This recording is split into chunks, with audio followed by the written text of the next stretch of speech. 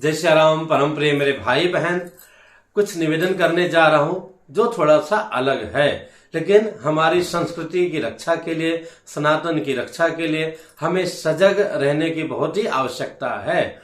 हालांकि पूरे विश्व में बहुत सारे तत्व हैं जो अपनी सनातन संस्कृति को समय समय पर नष्ट करने का पूरा प्रयत्न करते हैं, पर प्रभु की कृपा है ये कभी नष्ट नहीं होती है।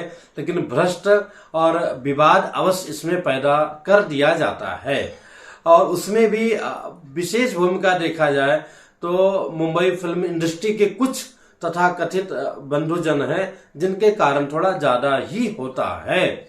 और जो हमारी विवाह की परंपरा रही है, विशुद्ध परंपरा रही है, वो तो लगभग पूरा इवेंट बन के रह गई है। इसको कहने में हमें कोई संकोच नहीं है कि पूरी नष्ट और भ्रष्ट कर दी गई है कि जब सब काम खत्म हो जाता है तब आओ विवाह कर लें। अब तो बच्चियां ये भी कहने लगी हैं, और वो भी बहुत अति मॉडर्न, जो विदेशों में रह रही हैं, कि नहीं पापा मेरा कन्यादान मत करना, मैं कोई दान की वस्तु नहीं हूं। उस पर कभी अलग से वीडियो में अर्पित करूंगा। अरे भैया, ये दान की बात यहाँ पर नहीं है, यहाँ समर्पण की बात है। तो कैसे समझाया जाए जब कोई समझना ही ना चाहे। तो इसी प्रकार से कई सारे सेलिब्रिटी हैं, वो कहते हैं नहीं नहीं तुम व्रत मत रहो, मैं रह जाऊं। अरे भैया, मेरे गणेश जी का, शिव जी का व्रत कभी भी करो, कोई भी करो, कहीं कोई मनाही तोड़ो है, लेकिन जिनको करना है उनको तो करने दो। वो उसी रूप में अपने को लाभकर होता है। तो व्रत तो प्रभु का कोई भी कभी भी कर सकता है, पर स्त्री न रहे मैं रहूंगा, उसके निमित्त मैं रहूंगा, ये सब जो है ढोकलेबाजी करके, और जहां बोलना चाहिए जो कि स्त्रियों को सताया जा रहा है, जैसे कि बुर्का प्रथा आप देख लें या हिजाब प्रथा देख लें, कि इतनी गर्मी में भी वो माताएं बहनें बच्चियां पहनती हैं, और एक तो गर्मी, ऊपर से काला कपड़ा में डबल गर्मी लगता है, तो उनको कितना त्रास परेशानी होती है, पर डर के मारे वहां बोलने की हिम्मत नहीं है। उन चीजों पर संभालने की इनकी हिम्मत नहीं है कि उन बच्चियों को भी उस कष्ट से निजात दिलाएं, मुक्ति दिलाएं।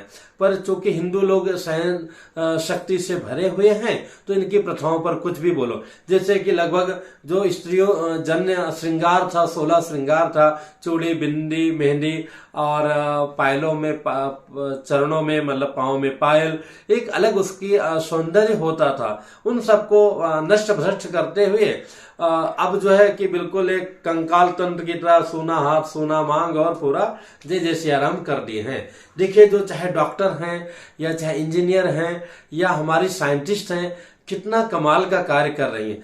कार्य के दौरान जो अनिवार्यता, उस प्रकार से बिल्कुल, चाहे सैनिक हैं, उस भेष में लोग रहते हैं, लेकिन एक जब पारिवारिक जीवन हो, आनंदमय जीवन हो, अपना रिचुअल्स फॉलो किया जाए, तो उस समय वो स्वरूप जो है सबसे उत्तम माना जाता है, जिसको देवलोग भी नमस्कार करते, नमन करते हैं उन स्वरूपों को। उसकी हम लोग अवहेलना करने लगे हैं, और तो इसलिए हमें समझना है, और अपनी जो हमारी परंपराएं हैं, जो मर्यादा है, जो हमारा कपड़ा पहनने का, भोजन करने का, जीवन जीने का एक स्वरूप रहा है हमारे समाज में, हिंदू समाज में, उन चीजों पर हमें प्राउड फील करते हुए तद अनुरूप आचरण करना चाहिए। नंगा घूमने से हमारा सम्मान नहीं बढ़ेगा।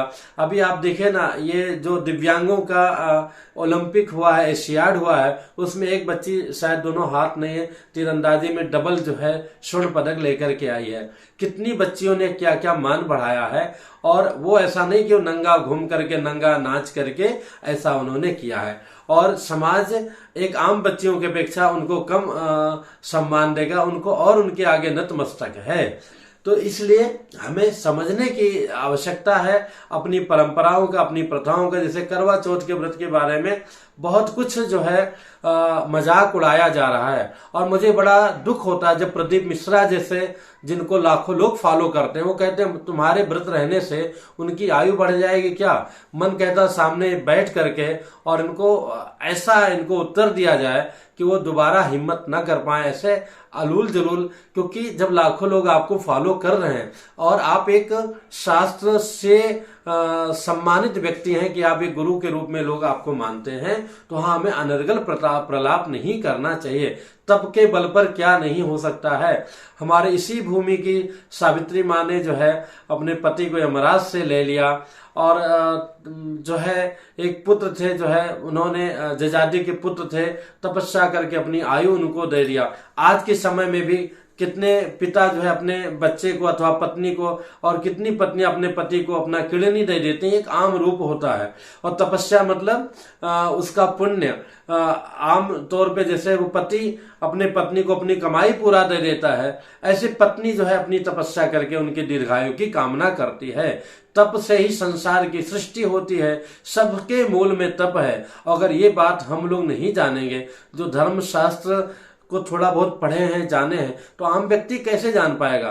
तो ऐसे प्रदीप मिश्रा जी इत्यादि, जो मैं तो क्या कहूँ, किसी का निंदा उचित नहीं है, लेकिन ये सब जो लोग अज्ञानता पूर्वक बात करते हैं, इन बातों में हमें नहीं आना चाहिए। अपने शास्त्र को, अपनी परंपराओं को नमन करते हुए, उस पर गौरव करते हुए हमें तद अनुरूप आचरण अवश्य करना चाहिए। पुनः मिलूंगा, बहुत बहुत शुभकामनाएं। जय सिया राम।